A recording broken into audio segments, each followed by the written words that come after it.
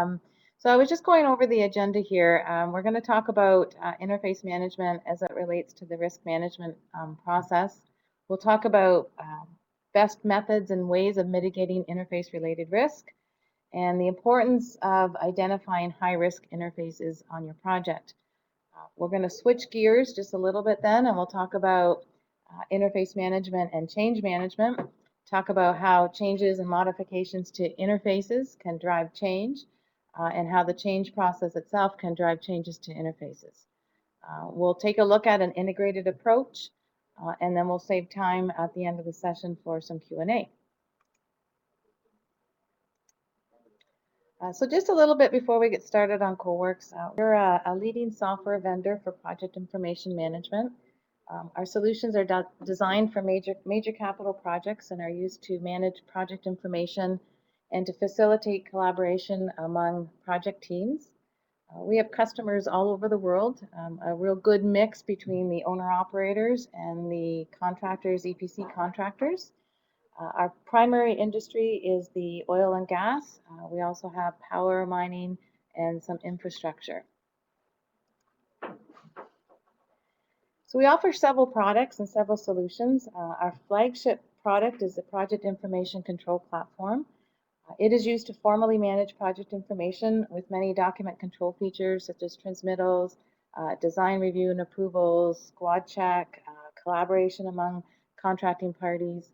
We also offer other solutions which complement the Project Information Control Platform. These are change management, interface management, which we're going to talk about today, deliverables management, request for information and RFI process, and coming soon, our contract management module.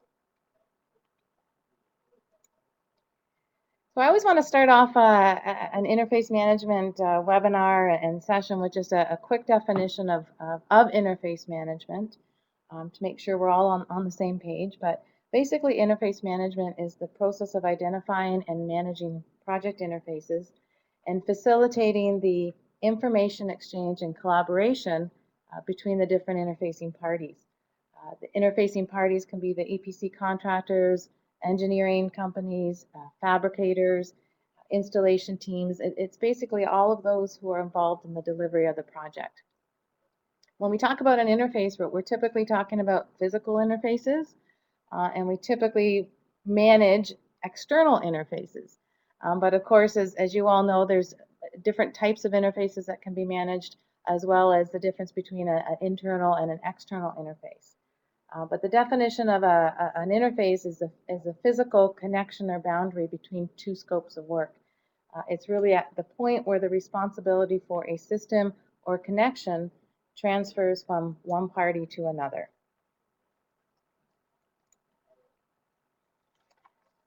So I want to talk a little bit about some of the industry trends, and this is a bit of a recap from our first session that we had a couple of weeks back, so I apologize to those, so I'll go through this quite quickly.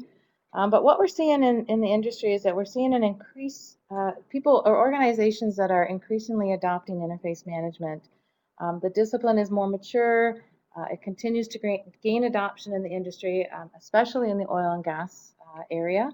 And when it comes to very large projects, organizations have realized that the traditional methods of managing interfaces are inefficient and really do not scale. We're also seeing that the value of interface management is generally accepted and not often challenged. Projects understand that the value interface management provides, and that by properly managing and controlling your interfaces, the end result will be fewer issues, less engineering disconnects, and certainly less rework during construction. In addition, we now have some solid research that's backed by that's been conducted by the Construction Industry Institute that backs that good interface management can improve project performance. So I'm not going to go into the details of that research, but I would highly recommend that you access the website there and read up on that. There's some good information there on the value of interface management. And lastly, what we're seeing is that project practices are changing. Instead of focusing on each work process in isolation, organizations are now looking at how these processes can interact with one another. and really to increase the benefit that their interface management program is providing them. They're looking at ways of how they can implement with the other project management practices that they do on their, or that they execute on their projects. So again, we're talking about change, risk management, and deliverables management. Our focus today is going to be on risk and change with our webinar session of, I believe it's next Wednesday on the 18th. We'll focus on deliverables management.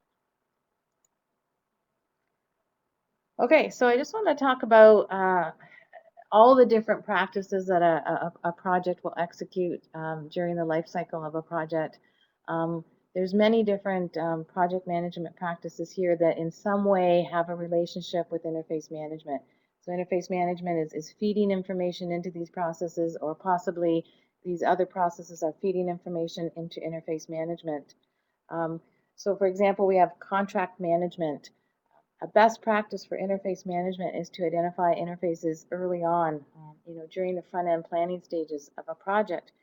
This provides improved scope definition that can certainly feed into your contract management process.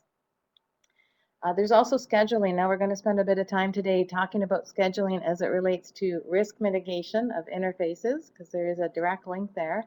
But there's also scheduling, of course, is a key component of any project. And to talk about how it relates to interfaces and how an integration between the two can highlight misalignments between your interface activity and your schedule dates.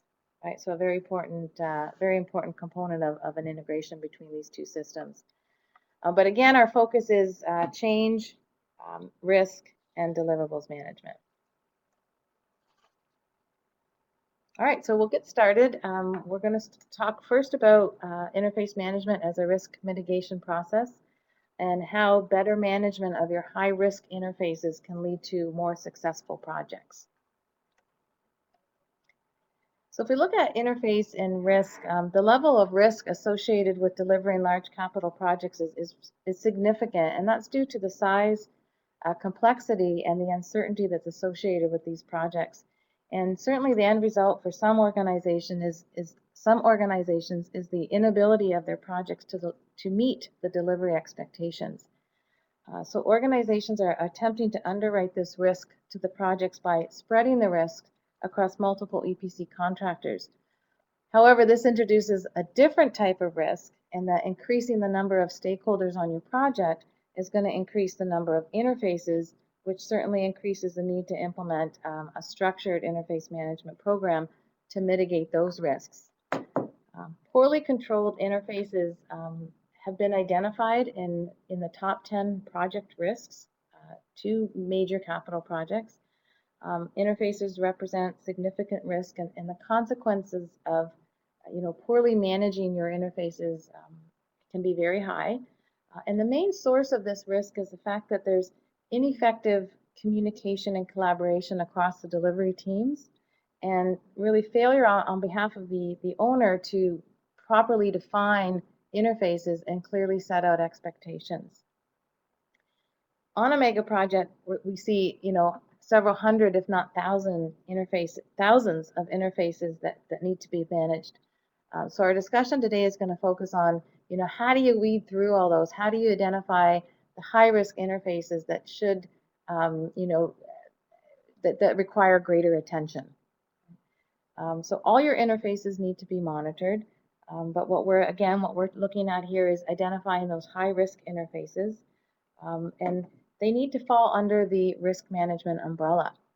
It's one thing to identify them as a high-risk interface in your interface management program, which many projects do, but it's another to take that next step and do that integration to ensure that those are being also monitored by your risk management team.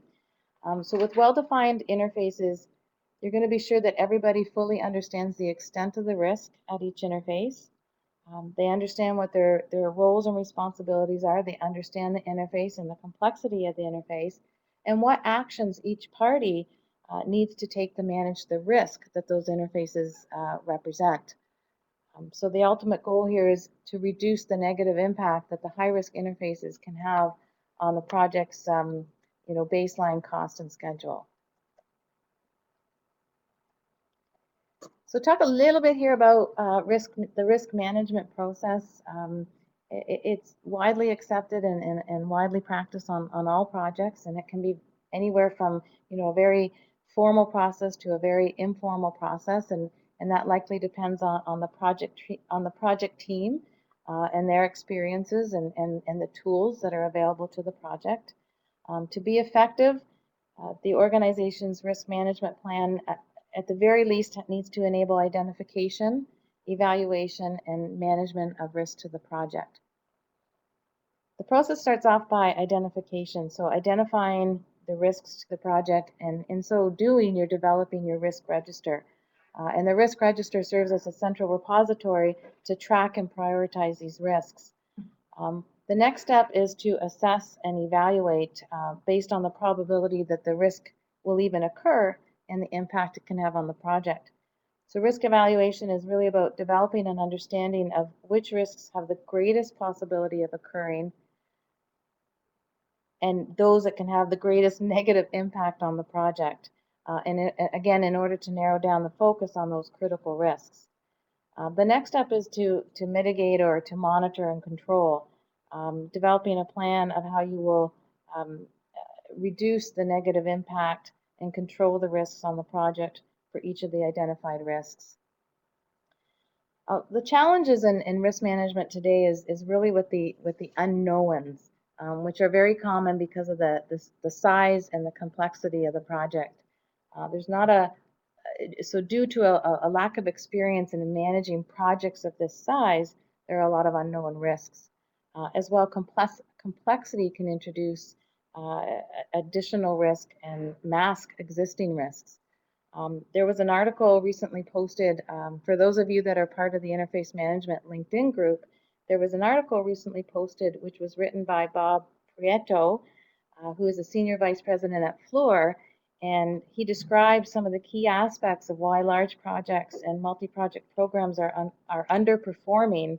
And in it, he discusses the challenges that mega projects are facing with unknown risks. So it's a good read, and I recommend that you go out and have a look at that. All right, so the first step is risk identification. So identifying those risks that are going to have an impact on your project. Interface management in itself is a means to reduce or minimize risk.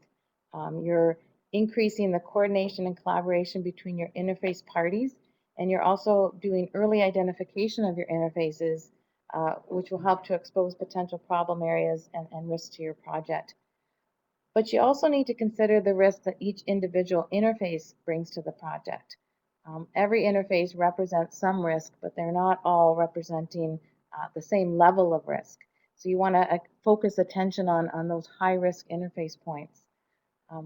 Some of the methods that projects use and organizations use to characterize their interfaces to determine which are high-risk interfaces are through the use of understanding the dependencies on the interface. So these could be external dependencies that maybe are events that are outside the control of the project team but may have a direct impact on the interface. Or they could be the identification of an interface that cannot be completed until certain tasks have been completed beforehand. Or it's an interface that has many dependencies with other interfaces that you're tracking in your interface register. So these are all sort of key characteristics of an interface that you can use to identify high-risk interface. And the final one there really is interfaces that involve the procurement of long lead items or special equipment delivery. So a delay in either one of those items could potentially have a direct impact on the critical path to your schedule. So when we look at identifying those high-risk interface points, we can really talk about two different approaches. The first approach, so approach number one, is really identifying at a higher level the interfaces that represent risk to your project. As we just discussed, the characteristics that can be used to determine a high-risk interface would include the number of dependencies, the number of stakeholders involved, but it can also include And it can also include the number of risk items or high priority interface agreements that have been created for the interface. This can represent a significant risk to an interface, which can, bubble it up in its priority level. So you have the number of dependencies, the number of stakeholders, and also the number of risk items or high priority interface agreements which have been associated to the interface point. So that's one method of identifying a high risk interface point. The other method, approach number 2, is a more granular technique. And using this method, the project team will identify high-risk items or high-priority interface agreements which are associated to an interface. And it's these individual items which are monitored and tracked through your risk register. Okay? So interface agreements themselves can represent risk due to late deliverables or delays in the completion of a field activity during construction. But what you want to ensure that you do is that you include those high-risk items or high-priority interface agreements in your risk register in order to ensure that the risk management team has the full picture and all the information they need to manage all of those risks.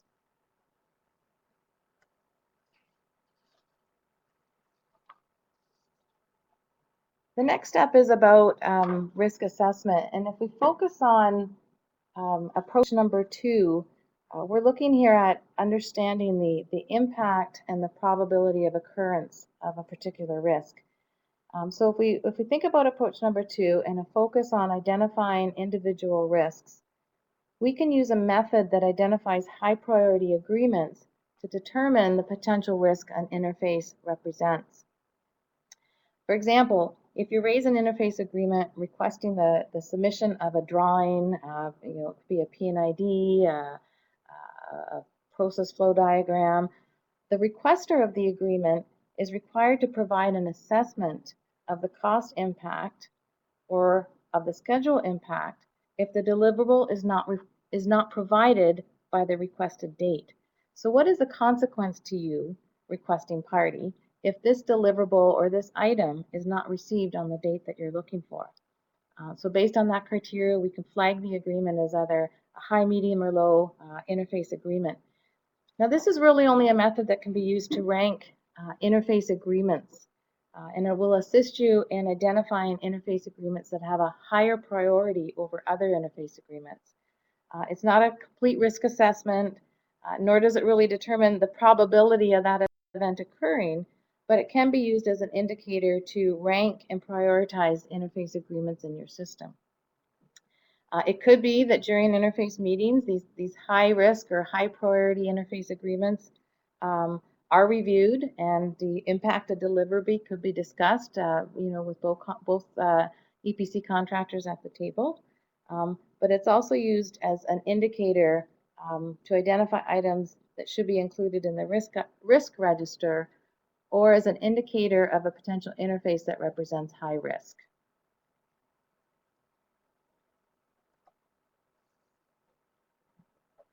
The final step is about risk mitigation, which is used to lessen the uncertainty of a risk event as well as its probability of occurrence. There's different risk mitigation strategies a project can take. Avoidance, where they find a different way to execute or not perform a certain activity at all. Acceptance, if the risk is low, you might accept it as the cost of doing business.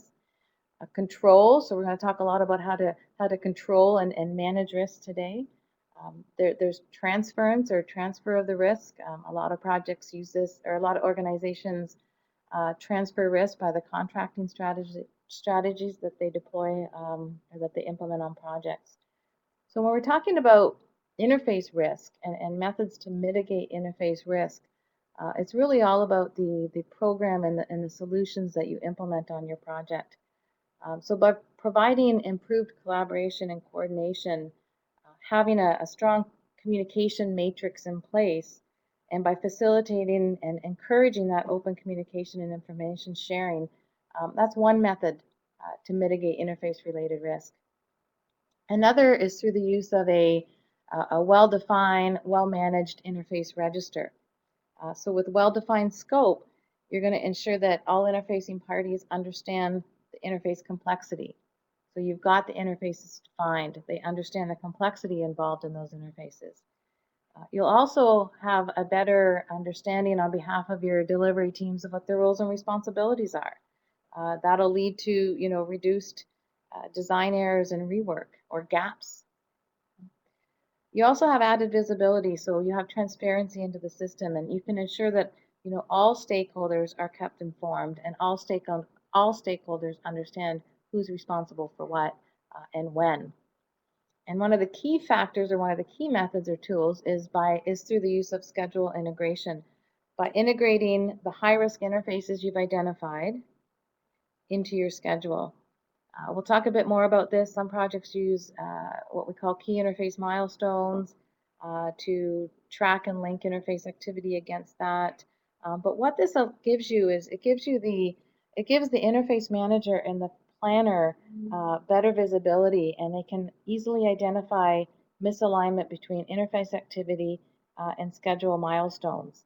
And then, of course, you can take action to mitigate that risk if it is presented.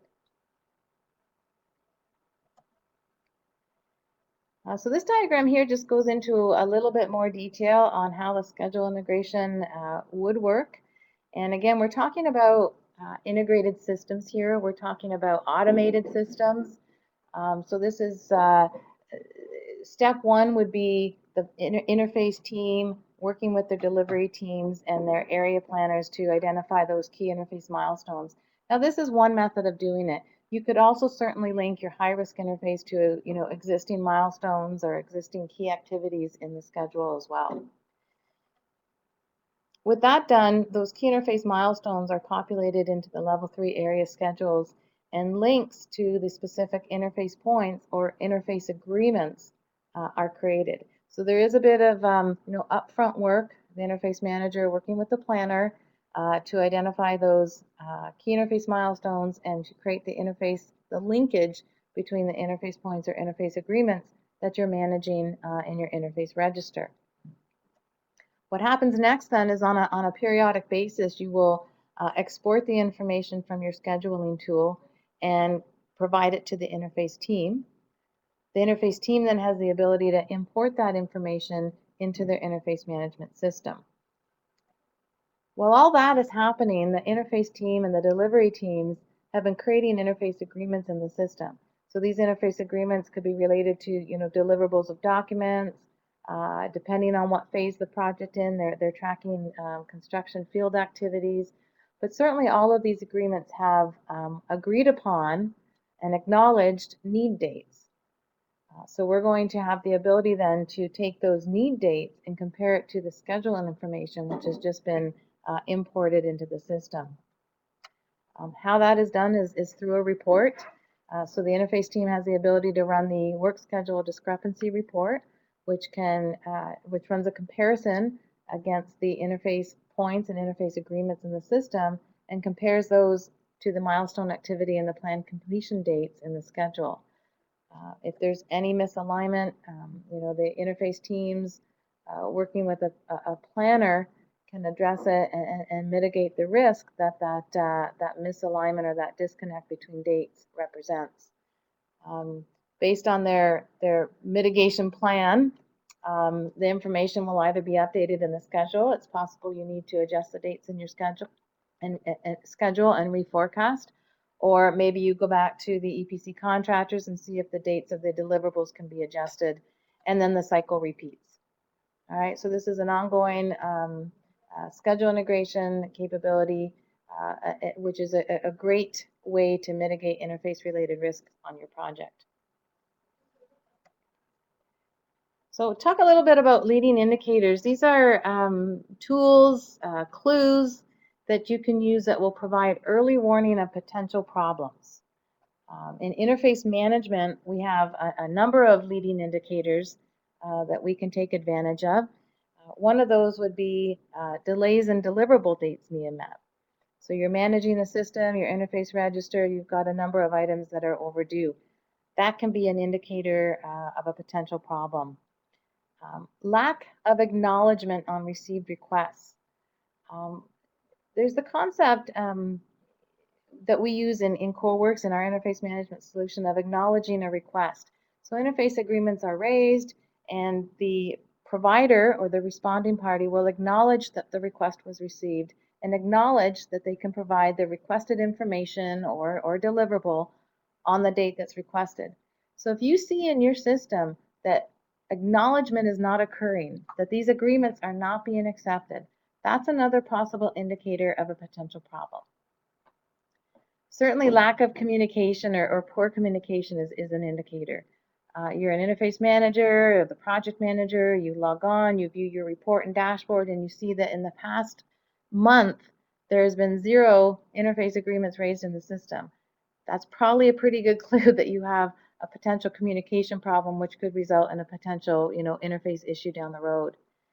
And the last leading indicator here is the volume or the number of overdue requests that you have in the system and the duration that they're overdue. It's one thing to have a handful of agreements that are overdue in the system and they've been overdue for a few days. It's an entirely different thing if you've got, a huge volume, a large number of interfaces overdue, and they've been overdue for many weeks or many months. So these are all indicators that you can use to help you manage the risk of your interface register. One of the tools that we use here at CoreWorks as a leading indicator or a key risk indicator is the dashboard and reporting capabilities that we have. This report here is one of my favorites. It gives you a kind of a complete view of your interface register and what the current status is at that point in time. We use a red, yellow, green flag to indicate where potential problems exist. So you see in the grid or in the table below, those are your various scope packages that you're managing, and the red is an indicator that there's, you've reached that threshold of overdue interface agreements. They're on the critical side, right? So you have a potential problem there. You need to dive in and resolve those issues. So very powerful reporting capabilities that can help you understand and better manage your risk. All right, so that's pretty much all I had for risk. I'm going to really change topics now and talk about interface management and change and the relationship between the two. So interface management is a way to manage your scope definition. Interfaces are defined and are managed by the EPC contractors who are executing your project. And while a good percentage of those interfaces are defined during the feed stage, additional interfaces are certainly identified during execution, which can lead to change. In addition, what's often lacking is very detailed level of information on these interfaces. The scope at the interface is not always well defined, which this too can lead to change. So we're going to dive a little bit deeper into how that change and how that change works and how that relationship can work between an integrated system. So again, a bit of recap. We're just talking about the change management process. As everyone knows, change management is critical to mitigating project risk. The larger and more complex a project, the higher the risk and the greater the need to manage that risk. And project change can arise from any event which results in a change to the original scope, schedule, or cost. So we just have a diagram here of the basic process. Change request is initiated. As with risk, the impact is assessed and a decision is communicated.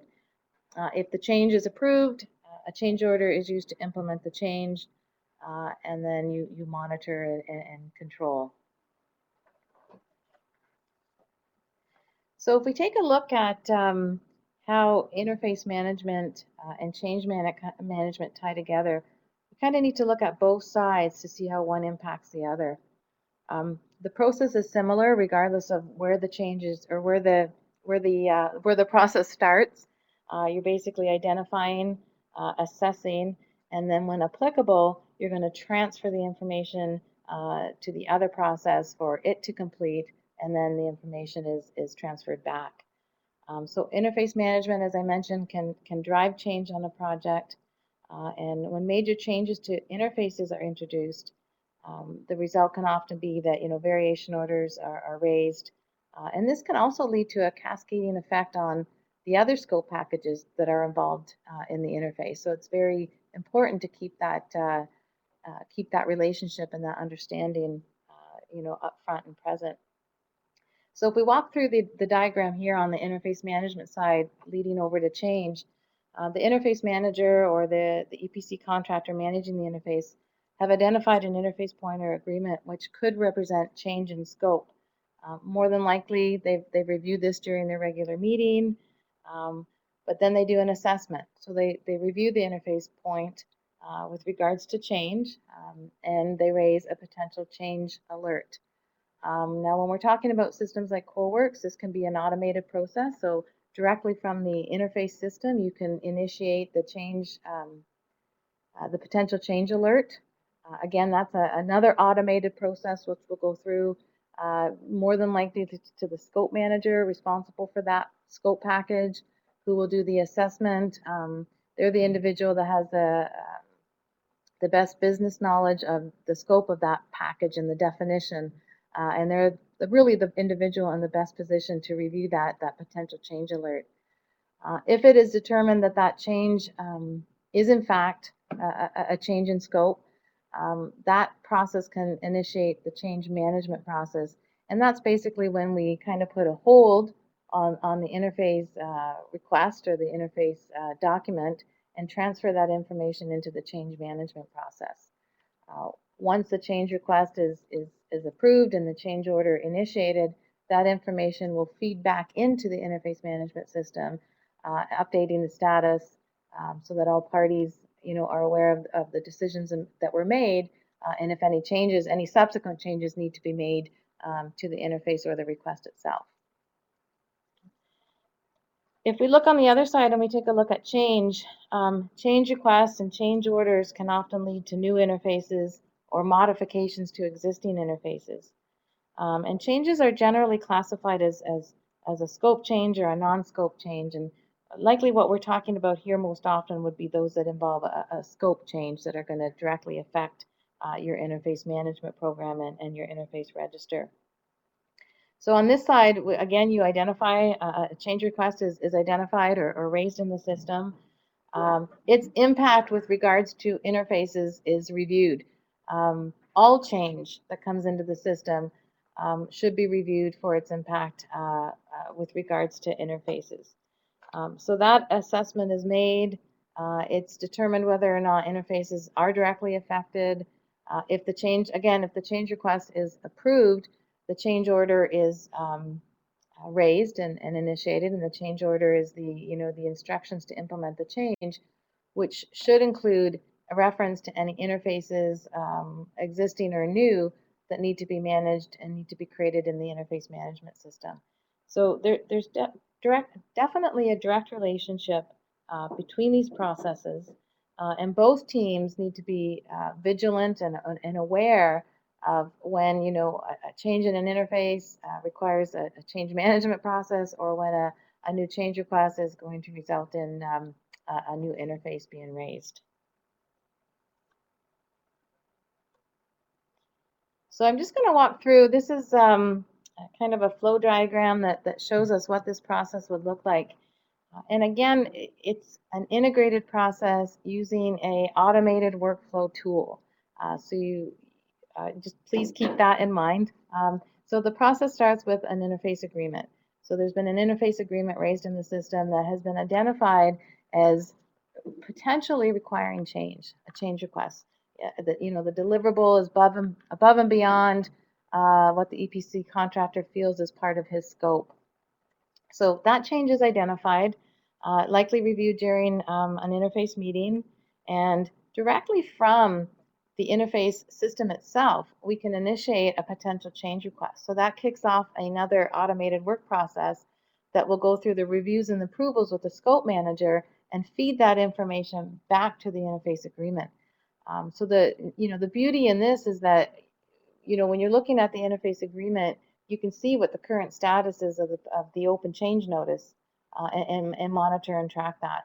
And same thing from the change side. So the change manager or the scope manager, when he's viewing that potential change notice, he has the ability to click on a link that takes him back to view the details of the interface agreement.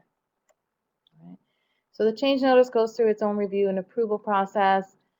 If a change, there's a decision made whether or not it really does result in a change.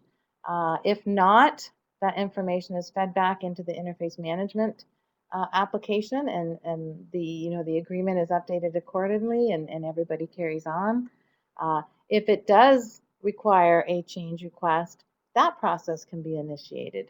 And as you can see here with the dotted lines, what that's representing is the data relationship, or the link that we have between the change request, actually between the interface agreement that started this whole process, to the change alert, to the change request that's now going through its life cycle and its review and approvals. Right? So we have that full identification. The other thing that is very common to do, especially in the case of an interface agreement, is we kind of put a hold on that agreement. We don't want anything to proceed while there's an open change request on that particular interface deliverable. The change request process completes. If a change order is issued, it's important that that information, of course, filters back to the interface management system, and that completes the cycle. Okay? So that's in a scenario where interface management is driving change. Another scenario that we have is, and it's kind of a slightly different view, so I apologize that these are two different views of describing a scenario here. But in this case, where we've got change driving an update to interface management. So in this case, an RFI was raised out in the field by a construction contractor. It was reviewed and approved and determined that there was a potential change, so the coordinator was involved, and that change request process was initiated. The change assessment did identify that there was a potential interface impact, and those interfaces were identified and updated accordingly. And again, we can create that data relationship between the RFI, the change notice, and the interface. So the interface agreement that was identified as being affected by this change and by this RFI request is updated. And look, it was actually integrated with the schedule. So now we have an RFI which is initiating a change, which initiated an update to an interface agreement. In this case, it's likely a change to dates, because we have a schedule impact here. And what that results in is the schedule and forecast being updated, and basically the risk is mitigated. So that was a kind of a picture, a view from how an RFI or a change process can initiate updates to the interface management register. In this case, the interface agreement, there was a change in the dates required, which had a direct effect on the schedule. And because interface management was integrated with the schedule, we were able to inform the planner, and the schedule was updated accordingly. And of course, you have that trail or that relationship that can guide a user through these steps.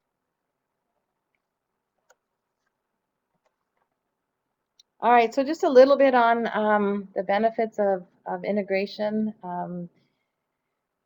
Integrating these different processes will end up, the end result will be more added visibility. So you have additional visibility on your scope of work and the potential interface issues that are present. You'll have more effective decision-making tools through consistent execution and consistency in the data that you're capturing, and the document relations that can be created. You'll have better decision-making. You also have that audit trail. So you have the full audit trail right from initiation of the RFI right to your schedule change. So you can follow that audit trail, so you can see the who, what, when, and by whom. And also, you have proactive management. So you have those leading indicators of potential risk and potential change that you can take advantage of, to identify early potential risks, either to your cost or schedule or to scope. So there's thousands of tasks that need to be executed throughout the project lifecycle. And really the key to success is by capturing this accurate information and by ensuring that all stakeholders on the project have all the information they need in order to make better decisions. That's all for today. I don't know if we want to open it up now to questions.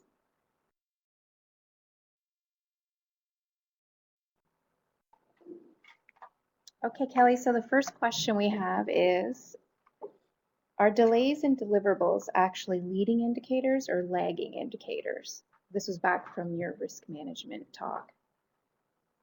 Okay, so I think when we're talking about interface agreements, we're really talking about details and smaller deliverables. So the close monitoring of these interface agreements and any potential delays to these interface agreements could lead to significant risks of not delivering the interface point. So I think, based on that, we can consider it a leading indicator of potential problems to the interface itself.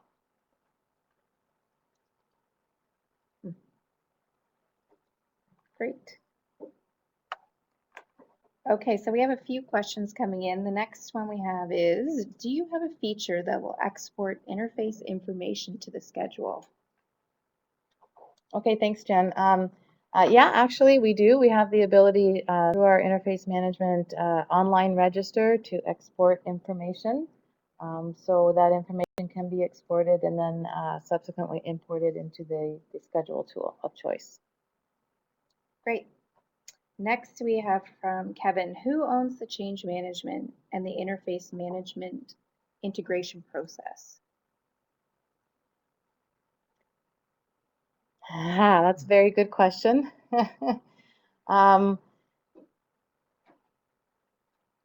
In a lot of cases, in a lot of projects that I've seen, a lot of organizations, the function of interface management and the change management function fall under the same team. So it would be under the project management team that would be responsible for the implementation of the interface management program and the risk management program, and then of bringing those two together. Good, great. Okay, we have another question, and this has to do with deliverables. There's been little mention of the deliverables. Is it run from a deliverables library within the tool? Mm-hmm.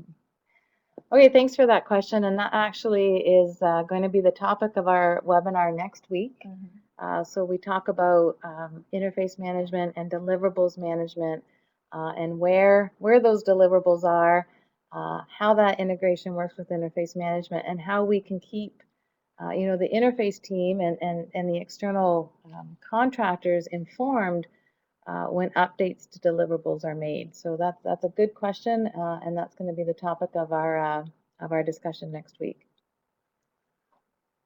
Okay, and the next one, is CoreWorks now compatible with, say, Primavera? Yeah, I guess I'd have to say yes. Our schedule integration today is importing information from Primavera, but we do support a public API that could be used to create a custom implementation if additional capabilities was kind of required above and beyond the standard import-export. Okay. So the next one we have is, do you deal with the broader area of project change in your system or strictly contract change? That is, change requests and change orders. Yeah, we deal with our change management solution. We deal with all types of change. Our change requests and change orders are typically flagged by the type of change and can be routed throughout the organization for the proper reviews and approvals based on a RACI matrix, which is driven by the type of change. Great. One last question I see. I missed the start. What definition of interfaces do you use? Physical or relational or both? That's a good question. We typically, when we're managing project interfaces, what we've seen most often is that we're managing physical interfaces. But there are different types of interfaces that can be managed. But in my experience, we're mostly dealing with the physical interfaces. We also manage the soft interfaces as well as environmental, regulatory. It really just depends on the project that we're working with. As with our change management process, we have the ability to identify an interface by its type, and then that type can drive the work process for reviews and approvals. Great. According to your experience, have you seen integrated solutions currently in your practice? So integration is something that a lot of projects strive for, but not a lot of projects have yet achieved. I think probably one of the biggest reasons for that is that they're running a lot of these business processes and business applications on different applications and different platforms, and then it can be very challenging to integrate those and bring them together. So the advantage that we have at CoreWorks and with our customers is that we provide all of these solutions on a common platform, which certainly makes integration a lot easier. So we do have clients that are using some of these processes in an integrated way. I'm not sure that we have one that's using them all, but certainly we have seen an integration with interface management and our change management process. Oh, and sorry, schedule integration. That's definitely something that our interface management customers take advantage of. Awesome. What happens with the project information within CoreWorks at the end of the project? So this is very, a key process for all projects is handover. So CoreWorks is managing project information throughout the entire life cycle of a project, and we need to be able to, extract that information. And typically, organizations will want to store that in their records retention systems. So we do have, tools and the capability to extract that information. Really in any way that the project is looking for. All the documents can be exported in PDF along with the metadata. So it's really quite flexible on how we gather up that information and prepare it for handover.